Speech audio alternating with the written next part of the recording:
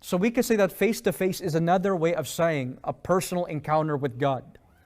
Subalit, in the new heaven, new earth, sa pagbalik po ni Kristo, which will lead to the new heaven, new earth, we will see Jesus for who He is.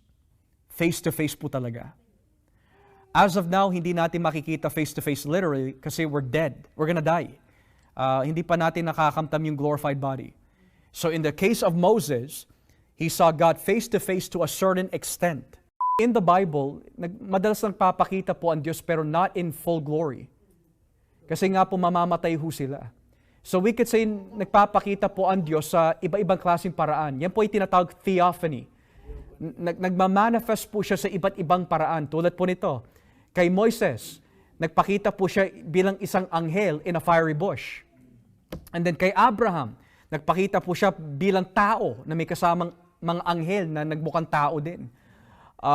And then sa panahon po nung mga magulang ni Samson, nagpakita po siya bilang isang anghel of fire that came from heaven. So every time that God appears, it's not necessarily in full glory, but He has to conceal Himself. Kasi kung hindi niya po gagawin yun, mamamatay ho tayo. So it's not impossible na magpakita po ang Diyos.